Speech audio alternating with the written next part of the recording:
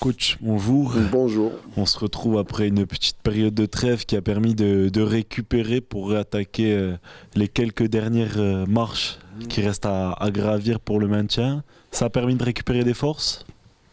Malheureusement, non. Et même, je pense qu'on en a perdu. Donc, pour faire un peu le point sur les effectifs, j'ai même obligé de prendre un morceau de feuille pour vous en faire part, parce qu'il y en a quand même un paquet. En dehors des 4 suspendus, Doumé, Antorobic, Benji et Eloy,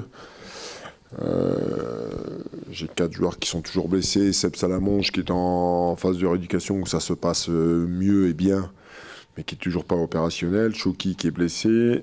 Tom Ducrot, bon, pour un moment. Et Boko qui n'est toujours pas opérationnel.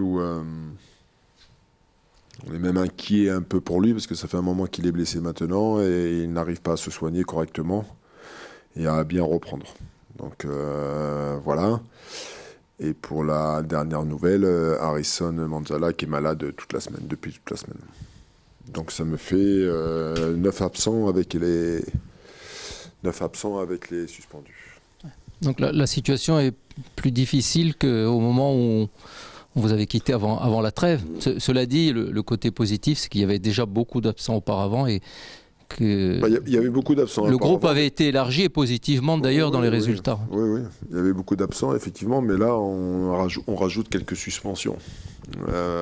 Malheureusement, la trêve peut faire du bien sur certains aspects, mais elle ne nous a pas fait du bien sur les matchs, parce qu'il y a eu une trêve de 15 jours, donc automatiquement il y avait des joueurs qui étaient sous carton, et la semaine étant passée, on a rajouté 2 joueurs. Donc déjà dans le secteur défensif, quand vous avez Eloy et Doumé, voilà, dans nos défenseurs qui sont absents, dans le milieu offensif, là on a Benji et Anto aussi, donc ça fait du monde. Et malheureusement on n'a pas pu récupérer nos blessés parce que voilà, ils sont toujours pas aptes à pouvoir jouer. Donc voilà. Mais bon, ça fait partie du jeu, c'est comme ça. Malgré tout, à vous entendre, est-ce que ça veut dire qu'il va falloir serrer les dents demain contre Auxerre, qui est quand même un adversaire de haute volée qui est en train de jouer la montée? Oui, un adversaire compliqué, difficile, qui était sur une bonne série avant leur défaite contre Toulouse, qui était sur 5 victoires consécutives. On voit bien les ambitions de ce club de la GA, c'est de retrouver la Ligue 1, une équipe qui est deuxième sur les matchs à l'extérieur, deuxième attaque du championnat avec 47 buts. Voilà, il y a beaucoup de choses, malgré qu'ils aient 2 absents aussi importants, Charbonnier et Hayes, dans leur domaine offensif. Mais bon, ça reste une équipe qui est au point, qui a beaucoup de maîtrise dans son jeu, qui rythme le match comme ils le veulent eux aussi, parce qu'il y a beaucoup de qualité technique. Ils prennent le temps, voilà. Après, quand on se souvient du match aller, on les avait mis en difficulté. Nous, on avait fait un match intéressant là-bas. Mais bon, ça fait un moment ce match. Donc oui, il va falloir serrer les fesses un petit peu demain, ouais. On va voir ce qu'on peut faire. Serrer les fesses demain et on peut les desserrer après si on regarde pour contrebalancer ce point négatif de tous ces absents, c'est que le positif c'est vraiment en pleine forme aujourd'hui. Je me permets, mais non, il y a eu l'avantage de mettre des points au chaud. Voilà, avant cette trêve et tous ces absents qui a rapproché le club de son objectif. De son objectif qui est le maintien, oui. Alors, la fameuse semaine à ces trois matchs où on aurait signé de suite avant de débuter cette semaine 7 points sur 9, sachant qu'on jouait une équipe qui joue la montée, la CA, et puis avec la notion de derby, et puis de jouer 2 équipes qui se battent avec nous sur le maintien. Et voilà, on a fait le nécessaire en retrouvant le goût de la victoire contre Dunkerque à domicile, qui était chose pas facile. Voilà, il en manque encore un petit peu.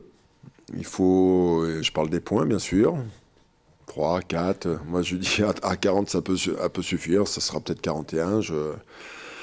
Voilà, ça serait bien de toucher ces fameux 40 points samedi soir. On sait que ce sera pas facile, il va falloir, je vais pas dire un très bon Sporting, un excellent Sporting dans tous les ingrédients du match. Il va falloir la bonne agressivité, il va falloir avoir beaucoup de lucidité, beaucoup de qualité technique. jouer avec sa tête, parce que contre un tel adversaire, si je peux faire une comparaison, on est dans le même type de match que contre Toulouse.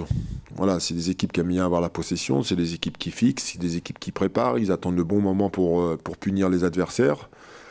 Voilà, donc il va falloir mettre tous ces ingrédients pour demain. Alors, on parle du maintien, mais depuis votre arrivée, l'équipe du Sporting est 7e du classement en Ligue 2.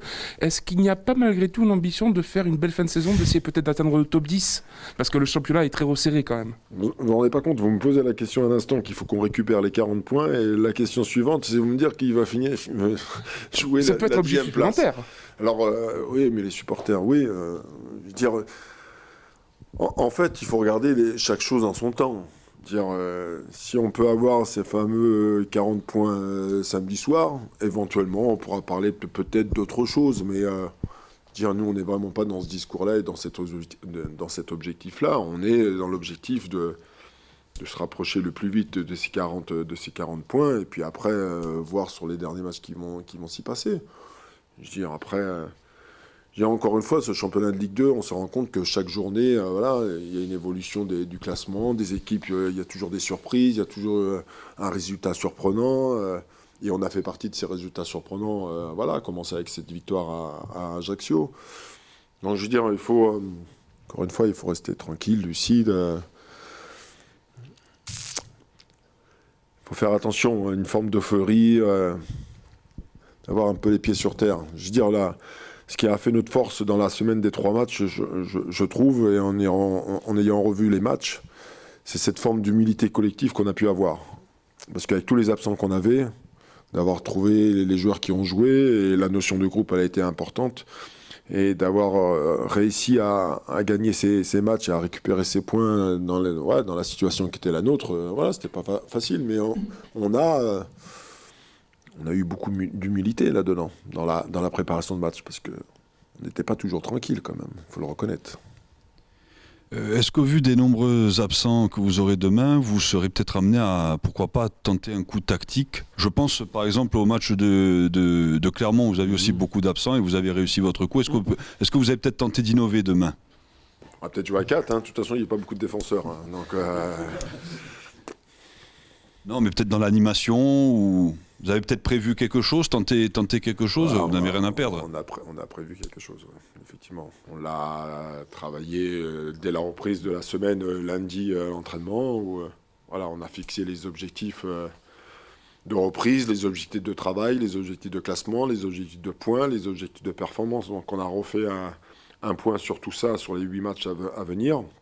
On a eu une discussion entre nous. Puis après, toute la semaine, on a essayé de mettre quelque chose en place pour les contrarier, pour être vigilant aussi, pour leur faire du mal, parce qu'il y a moyen de leur faire du mal aussi sur certaines situations. Donc on va affiner ça cet après-midi pour la séance, et puis on verra demain. J'enchaîne sur une autre question. Il vous reste 4 matchs à domicile. Pour l'instant, le Sporting est invaincu. Est-ce que cette invincibilité, conserver cette invincibilité, pour vous, c'est anecdotique ou c'est un objectif aussi ? Non, c'est très très important. C'est très très important, et ça a été un sujet de discussion lundi quand on a refixé tous les objectifs. Ça appartient aux joueurs, ça appartient au club, mais ça avant tout appartient aux joueurs d'avoir cette volonté de rester invaincu à domicile. Je sais très bien que les équipes adverses le disent avant les matchs, ils sont invaincus chez eux, c'est une équipe peut-être difficile à manœuvrer. Mais nous, on doit rester sur cette série à la maison, d'être invaincu, c'est important, même si, Mais moi, j'ai une réelle envie de ça. Et si on a l'occasion et la possibilité de finir invaincu à domicile sur toute le retour en Ligue 2 du Sporting, je pense que ce sera aussi une grande satisfaction pour tout le monde. Et puis si on calcule bien, l'invincibilité à domicile jusqu'à la fin de saison, il y a 4 matchs, c'est le maintien quasiment assuré.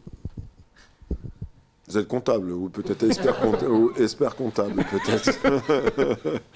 Oui, si 4 matchs avec 4 points, oui, effectivement, à 41, ça pourrait suffire, effectivement.